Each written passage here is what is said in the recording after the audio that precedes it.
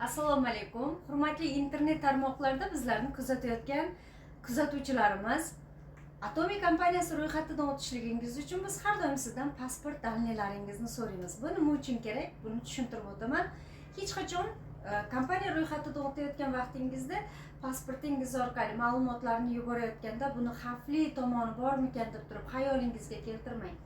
Ro'yxatdan o'tishligingiz uchun pasportni yubormasdan ham kerakli bo'lgan ma'lumotlarni yuborsangiz bo'ladi. Buning uchun bizlarga ism, familiya, otchestvangiz hamda tug'ilgan yil, oy, kuningiz kerak bo'ladi va yashash manzilingizni batafsil yuborasiz. Agarda siz tadbirkor sifatida Atomiy kompaniyasiga qiziqayotgan, tadbirkor sifatida ro'yxatdan o'tib, o'zingizni lichniy kabinetingizga, shaxsiy kabinetingizga mahsulotlarni, PVlarni, bonuslarni yig'ib kelajakda yaxshigina daromadga kirmoqchi bo'lsangiz, albatta pasportingizda JSH raqamlarini ham yuborishingizga to'g'ri keladi. Bu nima uchun kerak? Hech qachon ma'lumotlaringizni berayotgan vaqtda yolg'on ma'lumot bizga yubormang. Sababi kompaniya ro'yxatidan o'tib biznes qilmoqchi bo'lgan insonlar albatta yakka tartibdagi tadbirkorliklarni ochishadi va bank hisob raqamlarini ham ochishadi.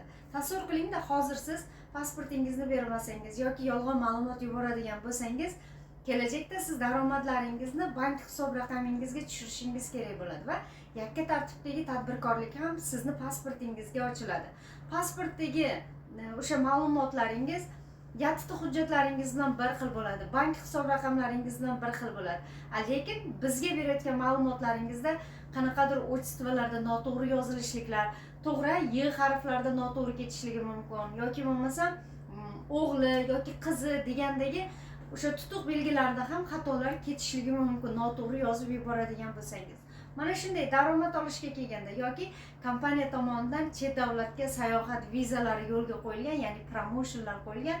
Mana shunday chet elga sayohatlarga chiqishingizda ham sizning Atomiy mobil ilovasidan o'tgan ism, familiya, otchestvangiz bilan birgalikda yakka tartibdagi tadbirkorlik guvohnomangiz bir xil bo'lishligi va bank hisob raqamingizdagi o'sha dalilalaringiz, ma'lumotlaringiz bir xil bo'lishligi uchun ham Atomiy kompaniyasi ro'yxatidan o'tmoqchi bo'lsangiz, pasport ma'lumotlaringizni bizga to'g'ri va to'liq yuborishligingiz kerak bo'ladi.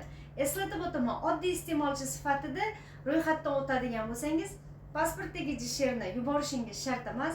Agarda siz kompaniya biznesiga qiziqayotgan bo'lsangiz, albatta ism, familiya, otchestvani, tug'ilgan yil, oy, kuningizni va pasport orqasidagi JSH raqamlaringizni to'liq to'g'ri yuborishingiz kerak bo'ladi.